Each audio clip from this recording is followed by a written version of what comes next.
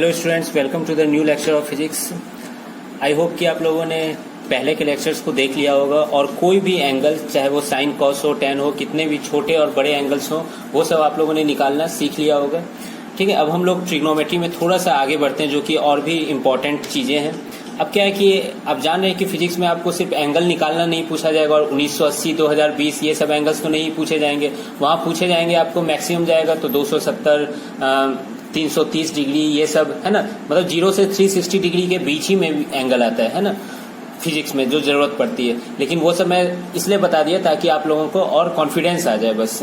ठीक है, अब हम लोग आइडेंटिटीज पे आते हैं। इनमें से कुछ आइडेंटिटीज आप लोगों ने याद भी रखे होंगे, है ना, तो मैं उसको रिवीजन भी करवा दूंगा और आगे भी, है ना, बताता हूँ कुछ चीजें। तो आइडेंटिटीज, है ना, ट्रिग्नोमेट्रिक आइडेंटिटीज कह सकते हैं। सबसे पहला आइडेंटिटी क्या आता है दिमाग में, याद आ रहा होगा आप लोगों को, sine square theta plus cos square theta is equal to 1, है ना। ये तो सब लोगों को याद रहता है ना। तो ये पहला आइडेंटिटी हो गया। दूसरा, 1 plus tan square theta is equal to sec square theta.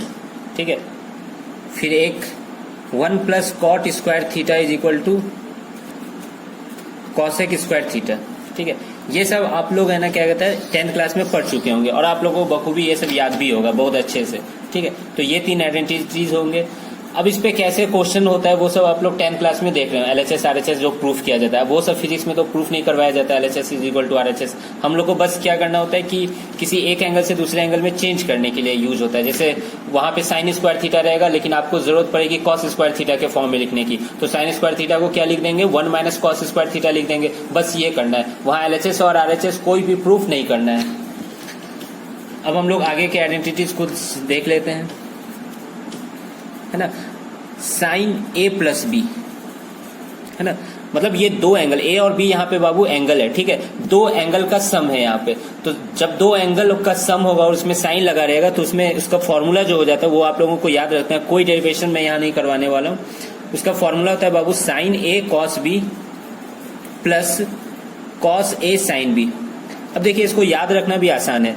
A plus B दो सम है ना, साइन है। तो जब साइन ए प्लस बी होता है तो एक बार अलग अलग हो जाता है, एक बार साइन के साथ ए आता है और एक बार कॉस के साथ बी आ जाता है और फिर प्लस करके उल्टा हो जाता है, यानी ए कॉस के साथ आ जाता है और बी साइन के साथ आ जाता है। देख रहे हैं ना, एकदम थोड़ा सा ट्रिक बना के कैसे याद रख पाएंगे उसको, इसको याद रखना है क्योंकि ये सब बाबू बहुत इंपॉर्टेंट है ना। आइडेंटिटीज है तो आइडेंटिटीज को याद रखना होता है। जैसे ए प्लस बी का होल स्क्वायर आप लोग याद रखे हैं, ए प्लस बी का होल क्यूब आप लोगों ने याद कर रखा है। उसी तरह साइन ए माइनस बी, है ना, मतलब सब्ट्रैक्शन हो एंगल का। ए और बी यहाँ पर क्या एंगल, जैसे कि फॉर एग्जांपल ये कितना 45 डिग्री हो सकता है, ये 30 डिग्री हो सकता है। ठीक है, इसमें क्या होता है बाबू, याद रखना, साइन एक बार ए के साथ आएगा, दूसरे बार कॉस बी के साथ आएगा, माइनस फिर एक बार कॉस ए के साथ आएगा और बी साइन के साथ आ जाएगा।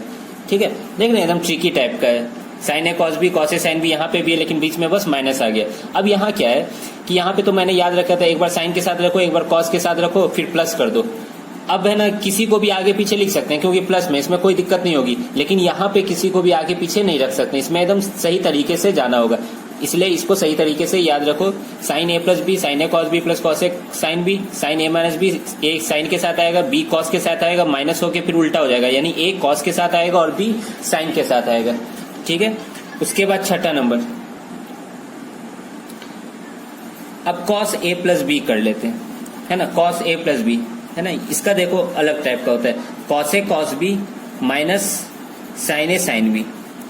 ठीक है, देख लो यहाँ पे अलग टाइप का हो गया, प्लस है तो यहाँ माइनस आ गया। और कॉस में क्या है, दोनों कॉस ही रहेगा और दोनों साइन ही रहेगा, है ना, साथ में कभी नहीं आएंगे ये सब। तो ये हो गया ऐसे करके।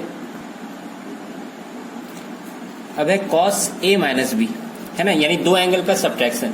ये क्या हो जाता है, कॉस ए कॉस बी रहेगा। अब गेस कर सकते हो, यहाँ माइनस है तो अब की बार क्या आ जाएगा, प्लस आ जाएगा, है ना। तो ऐसे इस टाइप से थोड़ा सा याद रखना होगा। तो ये होंगे आइडेंटिटीज। अब मैं इसका यूज तो नहीं बता रहा हूँ, लेकिन अब यूज मैं बता देता हूँ थोड़ा बहुत कि कैसे यूज इसका कर सकते हैं। मान लीजिए आपको साइन 75 डिग्री पूछा गया, तो 75 डिग्री का तो फॉर्मूला आप लोगों ने याद नहीं रखा है, साइन 75 डिग्री क्या होता है। तो इसका बाबू यहीं से इसको निकाला जाता है। कैसे, ए को 30 मान लीजिए, बी को 45 मान लीजिए, तो 30 प्लस 45 कितना हो गया, 75 हो गया। तो साइन 75 आप यहाँ से निकाल सकते हैं। अब बताओ sin 30 cos 45 दोनों का वैल्यू मालूम है, cos 30 sin 45 इस दोनों का भी वैल्यू मालूम है ना, तो ऐसे निकाल सकते हैं। ये 75 डिग्री हो गया। मान लीजिए अब आपसे पूछा जाए 15 डिग्री का वैल्यू क्या होगा, तो 15 डिग्री कैसे निकाल सकते हो, 45 माइनस 30 कर सकते हो, तो ए को 45 रखो, बी को 30 रखो, ठीक है।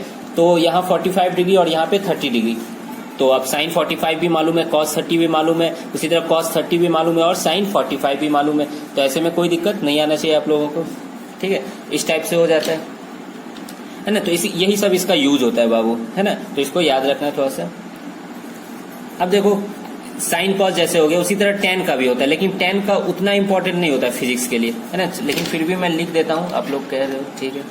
टेन ए प्लस बी का बाबू फॉर्मूला हो जाता है tan A plus tan B divided by 1 minus tan A tan B, ठीक है। ये डिवीजन है यहाँ पे,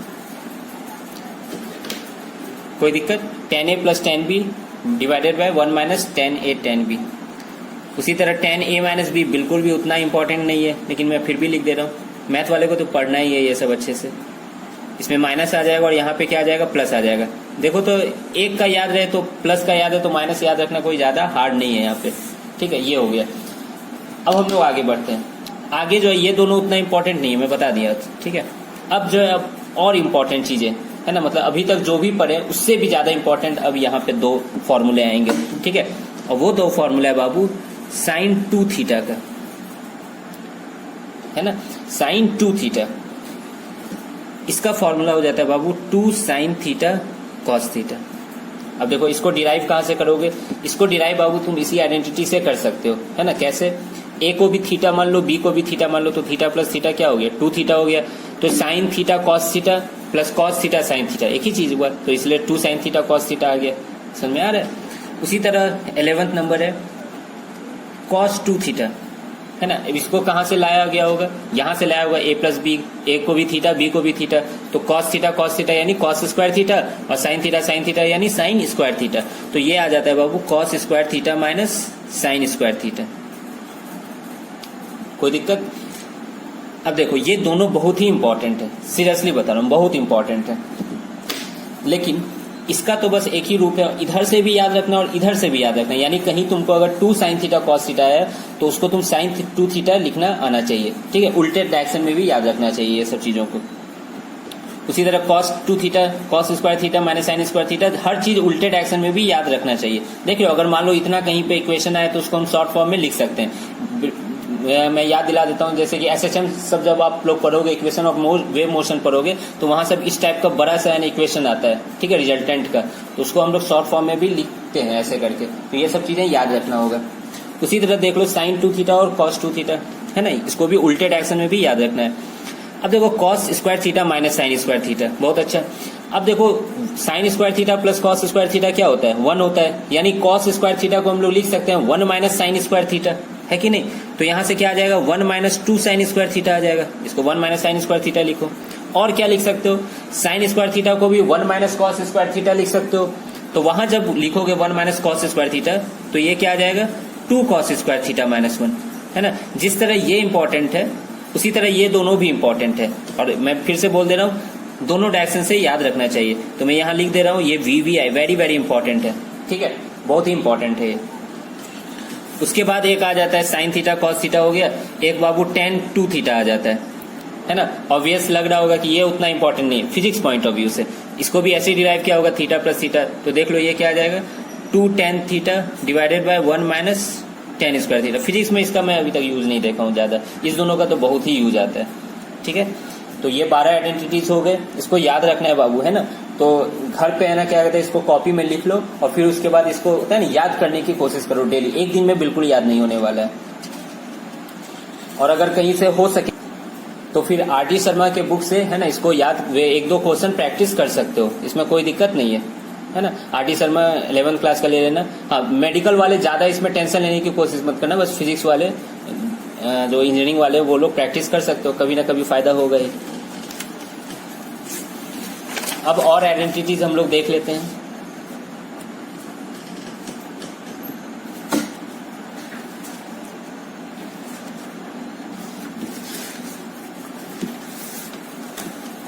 12 हो गए थे ना। ठीक है, 13th नंबर, ये सब भी इम्पोर्टेंट है, थोड़ा सा कम इम्पोर्टेंट है लेकिन इम्पोर्टेंट है। Sign A plus sine B, है ना, वहां क्या था, साइन ए प्लस बी था, साइन के अंदर ही दोनों एंगल थे। यहाँ पे क्या है, दो एंगल का सम है, sign A plus sine B, है ना, यानी साइन 30 प्लस साइन 45, उसका वैल्यू क्या होता है, तो वो तो इजी है ना। इसका बाबू फॉर्मूला आ जाता है 2 साइन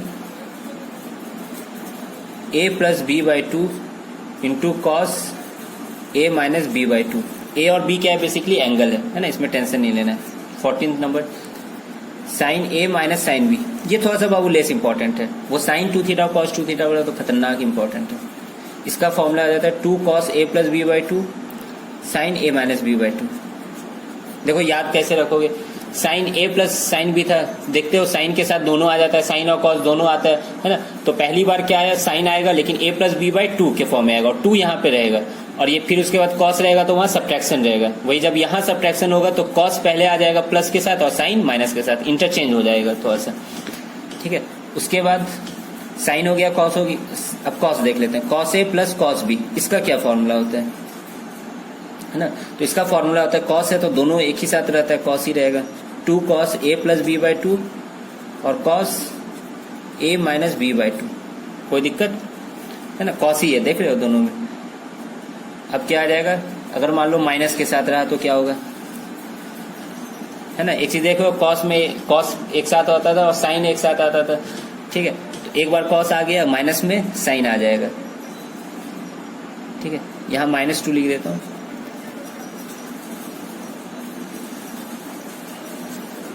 है ना, यहां माइनस है, इस चीज का ध्यान रखना। ठीक है, ये हो गया, ये उतना इम्पोर्टेंट नहीं है। अब देखो, अब और आइडेंटिटीज हैं जो कि इम्पोर्टेंट हैं। मान लो ये प्लस हो गया एंगल का, अब अगर मान लो मल्टीप्लीकेशन हो एंगल का, जैसे for example sine A cos B, है ना, एक साइन हो और एक कॉस हो, है ना, ऐसे ही 4 तरीके से बन सकता है, एक साइन एक कॉस, है ना, फिर एक कॉस और दूसरा कॉस, एक साइन और दूसरा भी साइन, और एक कॉस दूसरा साइन, है ना, ऐसे करके भी बन सकता है। तो ये सब थोड़ा सा इंपॉर्टेंट हो जाते हैं। तो एक साइन हो और एक कॉस हो, तो इसका वैल्यू कैसे निकालोगे, तो देखो ये कुछ भी नहीं है, ये पिछला आइडेंटिटी जो हम लोगों ने यूज किया है ना, यहाँ पे हमको क्या चाहिए, साइन ए कॉस बी चाहिए। देखो यहाँ पे भी साइन ए आ रहा है, यहाँ पे भी साइन ए कॉस बी आ रहा है, इस दोनों को अगर बाबू प्लस करोगे तो ये दोनों कट जाएगा, है ना, इक्वेशन 1 मान लो, इक्वेशन 2 मान लो, इस दोनों को अगर प्लस किए तो ये दोनों खत्म हो गया और ये दोनों प्लस होके क्या हो जाएगा, 2 हो जाएगा, है ना, और ये दोनों भी प्लस होगा, तो 2 sine A cos B is equal to this plus this, तो sine A cos B is equal to क्या हो जाएगा, half times this plus this, है ना। तो ऐसे ही करके इसी 4 से, अब जो मैं लिखने वाला हूँ इसी 4 से डिराइव होता है वो सब, तो तुम लोग कॉपी में एक बार उसको ट्राई करना, है ना। मैं फॉर्मूला लिख देता हूँ, half sine A plus B plus sign A minus B, ठीक है, साइन ए कॉस बी हो गया। उसी तरह 18वां, अगर मान लो कॉस से साइन बी होगा तो क्या होगा, है ना, देखो एक बार अब उलट दूंगा, इसमें क्या करना होगा, माइनस करना होगा, देख सकते हो पीछे से, half sine A plus B minus sign A minus B, ठीक है।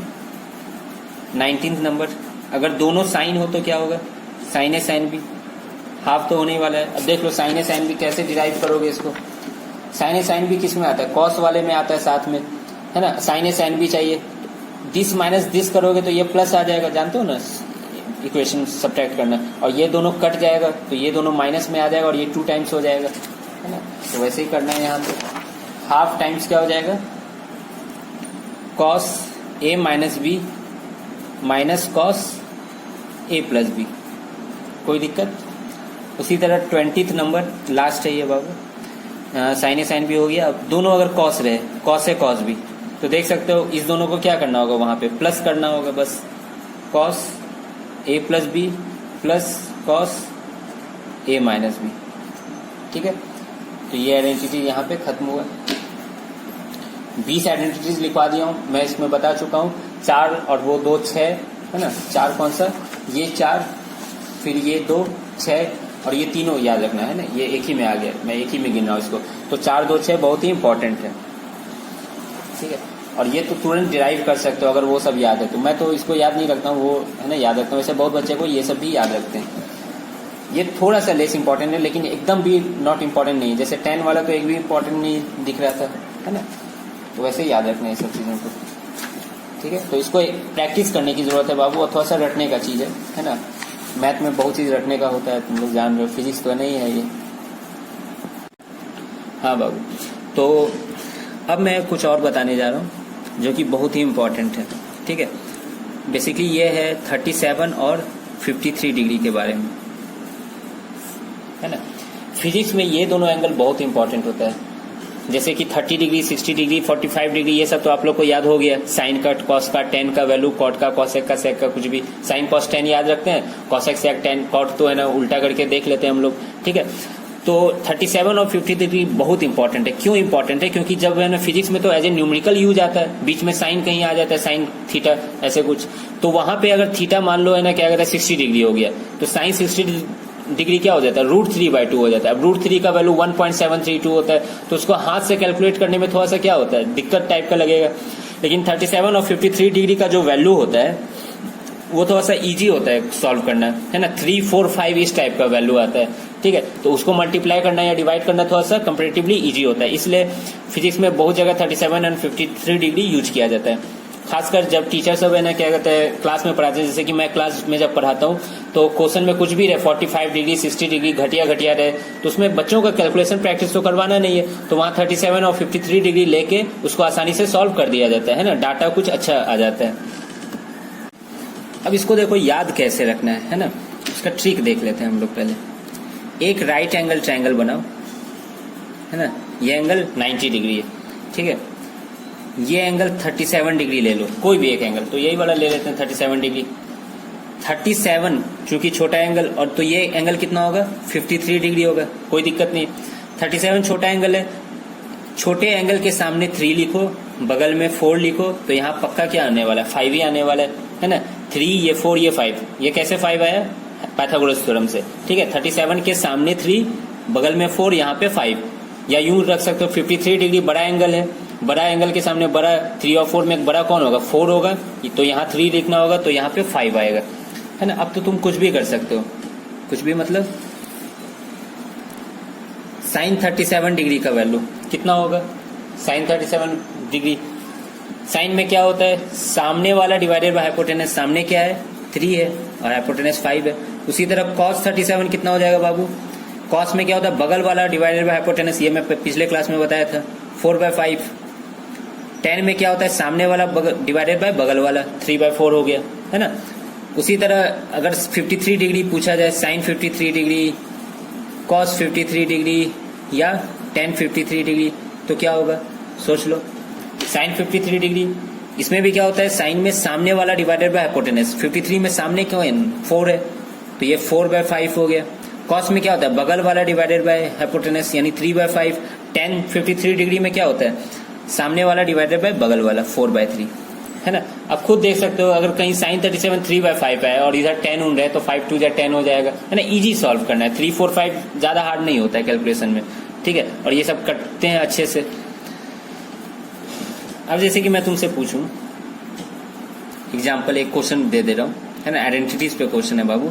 साइन 74 डिग्री क्या होगा, साइन 74 डिग्री का वैल्यू क्या होगा, तो इसका क्या होगा, इसको देखो ध्यान से देखो, तो बेसिकली ये लिखा हुआ है 2 × 37 डिग्री लिख सकते हैं इसको। साइन 74 डिग्री को 2 × 37 डिग्री लिख सकते हैं। तो ये किस फॉर्म में आ गया, साइन 2 थीटा के फॉर्म में आ गया, क्योंकि इसका वैल्यू हम लोग को मालूम रहता है 37 डिग्री का। तो साइन 2 थीटा का फॉर्मूला क्या होता है, 2 साइन थीटा कॉस थीटा, तो ये क्या हो जाएगा 2 साइन 37 डिग्री कॉस 37 डिग्री, है ना। 2 साइन थीटा कॉस थीटा, कोई दिक्कत। अब देखो साइन 37 का वैल्यू कितना होता है, याद नहीं रखना है, मतलब याद रखना है, अच्छी बात है याद रखना है ना। मुझको जैसे याद नहीं होता है तो मैं बार बार राइट एंगल ट्रायंगल बनाता हूँ, ये 37 लेता हूँ, सामने 3 4 5 लिख देता हूँ, वहां से कुछ भी बता देता हूँ। तो साइन 37 बाबू क्या हो जाएगा 3/5 हो जाएगा, और कॉस 37 4/5, तो ये कितना आ गया 4 × 12 = 24/25, ठीक है। ये वैल्यू आ गया इसका आंसर ठीक है, तो ऐसे ही ये सबको सॉल्व करना होता है। अब जो नेक्स्ट टॉपिक है जो फिजिक्स में बहुत ही इंपॉर्टेंट होता है, सीरियसली बहुत इंपॉर्टेंट होता है, वो है स्मॉल एंगल अप्रॉक्सीमेशंस है। इसको मैं टॉपिक के फॉर्म में बता रहा हूँ, स्मॉल एंगल अप्रॉक्सीमेशन। मतलब जब एंगल स्मॉल हो तो क्या क्या अप्रॉक्सीमेशन ले सकते हैं। अब अप्रॉक्सीमेशन से आप लोगों को याद आ गया होगा, जब मैं बायनोमियल के टाइम में जब मैं बता रहा था तो याद है बायनोमियल एक्सप्रेशन में मैं अप्रॉक्सीमेशन लिया था 1 + x का पावर n, है ना। जब x बहुत ही छोटा हो 1 के सामने, बहुत छोटा मतलब लगभग 10% ऑफ 1 हो, है ना, तो याद है इसका अप्रॉक्सीमेशन हम लोग क्या लेते थे, 1 + nx ले लेते थे, 1 + nx ले लेते थे। ठीक है, तो जिस तरह से यहाँ पे अप्रॉक्सीमेशन ले रहे हैं ना, एकदम एक्यूरेट नहीं होता है, ये अप्रॉक्सीमेटली इक्वल टू होता है। ठीक है, और ज्यादा भी दूरी नहीं होता है। अगर x जितना छोटा हो 1 के सामने, जैसे 0.0001, है ना, तो वो उतना ही सही ना क्लोज रिजल्ट देता है। ठीक है, तो ये अप्रॉक्सीमेशन का फंदा होता था यहाँ पर। अब मान लो एंगल में कैसे अप्रॉक्सीमेशन कर सकते हैं। अब एक चीज है ना, कितना एंगल लगभग होना चाहिए, थीटा मान लो लेस देन 5 डिग्री है। ठीक है, थीटा लगभग लेस देन 5 डिग्री होना चाहिए। तो साइन थीटा का वैल्यू क्या हो जाएगा, अप्रॉक्सीमेटली इक्वल टू, है ना, थीटा अगर 5 डिग्री से कम है तो देखो याद है थीटा जब 0 डिग्री होता है तो साइन 0 क्या होता है, वो 0 होता है ना। साइन 30 डिग्री 0.5 यानी 1/2 0.5 होता है। तो एक चीज देख सकते हो, थीटा 0 से शुरू होता है बढ़ता जाता है, तो 0 के जब आसपास होगा, 5 डिग्री क्या है, 0 डिग्री 1 डिग्री ये सब पास ही में 0 डिग्री के। ठीक है, तो वहां पर क्या हो सकता है, थीटा को ले सकते हैं, साइन का वैल्यू 0 के आसपास है। ठीक है, अब 0 तो डायरेक्ट नहीं ले सकते यहाँ पे, तो यहाँ पे sine theta approximately equal to theta आ जाता है। ठीक है, लेकिन यहाँ पे ये चीज ध्यान रखना है बाबू, जो कि बहुत ही इंपॉर्टेंट है, कि ये जो थीटा होता है ये रेडियन में होना चाहिए, ये रेडियन में होना चाहिए। ठीक है, मैं इसको समझाऊंगा कैसे रेडियन में होना चाहिए। ठीक है, ये नहीं कि साइन 5 डिग्री को 5 लिख दिया यहाँ पे, नहीं, वो गलत हो जाएगा। साइन 5 डिग्री 5, देखो ना, साइन 5 डिग्री का वैल्यू 5, 1 से ज्यादा तो होता ही नहीं साइन का वैल्यू, अब 5 कैसे हो गया यहाँ पर। ठीक है, तो ये चीज थोड़ा सा ध्यान में रखना। उसी तरह अगर कॉस थीटा है, कॉस थीटा का अप्रोक्सीमेटली इक्वल टू जो वैल्यू होता है, थीटा क्या है, 0 के आसपास है, तो 0 के आसपास कॉस 0 का वैल्यू क्या होता है, 1 होता है, तो यहाँ पे डायरेक्ट 1 ही इसको याद रखा जाता है। और एक हो जाता है टेन थीटा, टेन थीटा का भी approximately equal to value theta होता है, क्योंकि ये इंक्रीजिंग फंक्शन है, समझ में आ रहा है, तो ये चीज थोड़ा सा ध्यान रखना बाबू। उसी तरह से अगर मान लो साइन थीटा/2 है ना, ये सब फिजिक्स में यूज होता है, साइन थीटा/2, और थीटा बहुत बहुत छोटा है ना, ऐसा कैलकुलेशन में अप्रोक्सीमेशन लिया गया, मान लो कि थीटा बहुत छोटा है, तो साइन थीटा/2 को डायरेक्ट क्या लिख सकते हो, थीटा/2, है ना। अगर यहाँ साइन x/2 है तो उसको लिख सकते हैं हम लोग डायरेक्ट x/2, है ना, तो ये अप्रोक्सीमेशन होता है। अब थोड़ा सा इस पे एग्जांपल कर लेते हैं, ये इंपॉर्टेंट है तो इस पे एग्जांपल करना जरूरी है। एग्जांपल, साइन मान लो 1 डिग्री, इसका वैल्यू क्या होगा। अब देखो मैं बताया था कि थीटा क्या होना चाहिए, रेडियन में होना चाहिए, डिग्री में नहीं होना चाहिए। ठीक है, तो 1 डिग्री को डिग्री में रेडियन में चेंज करो तो कितना आ जाएगा, π/180, है ना। अब देखो पाई का वैल्यू कितना होता है, 3.14 होता है, और 180 का वैल्यू तो जान ही रहे हो आप लोग। तो बाबू जब 3.14 को 180 से डिवाइड करोगे, है ना, तो अप्रोक्सीमेटली इक्वल टू जो आता है, ये इस एंगल का वैल्यू जो आता है 0.0174 ऐसे करके आता है। अब ये देख सकते हो ये 0 के आसपास ही है, इसलिए ना क्या कहता है, इसका वैल्यू क्या होता है, बहुत छोटा हो जाता है, तो इसका वैल्यू डायरेक्ट हम लोग क्या लिखेंगे, अप्रोक्सीमेटली इक्वल टू π/180 लिखेंगे, है ना। देख लो 0 के आसपास ही है, इसका वैल्यू आना भी चाहिए कि नहीं, 0 से हल्का ही तो ज्यादा है 1 डिग्री। ठीक है, तो ये समझ में आ गया होगा आप लोगों को। एक नेक्स्ट एग्जांपल कर लेते हैं, मान लो साइन 2 डिग्री, है ना, ये भी देखो बहुत छोटा है। ठीक है, तो यहाँ पे डायरेक्ट लिख सकते हो साइन, डिग्री को किस में चेंज करना होगा, रेडियन में, तो 2π/180 यानी π/90, तो ये π/90 हो गया आंसर। देखोगे ये सब बहुत छोटा है, 0 के टेंडिंग ही करेगा, इसका 2 टाइम्स होगा बस, और क्या, है ना। तो इसलिए उसको, है ना, एंगल उतना ही मान लेते हैं। अब मान लो cos 1 डिग्री, ठीक है, 1 डिग्री से नहीं देखना है, इसको फिर रेडियन में चेंज करना है, π/180 डिग्री। अब ये देखो इसका वैल्यू 0 के आसपास आएगा, इतना ही आएगा 0.0174, तो ये थीटा क्या होगा, बहुत छोटा हो गया, तो cos 0 के आसपास जब होता है तो 1 ही होता है, तो 1 लिख दिए इसको।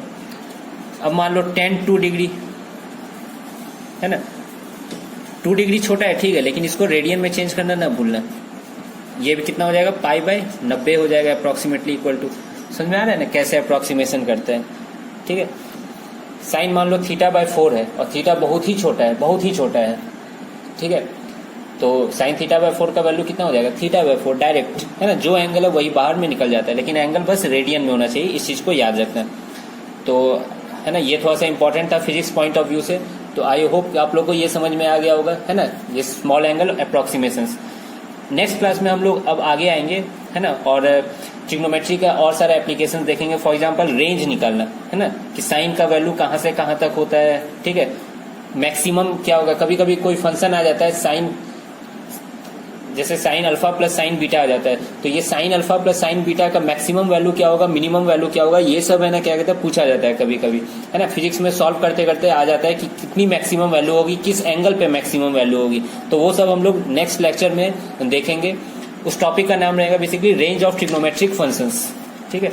तो फिर आज के लिए इतना ही रखते हैं, है ना। Have a nice day, thank you. Revision करते रहना बाबू, ठीक है, बाय।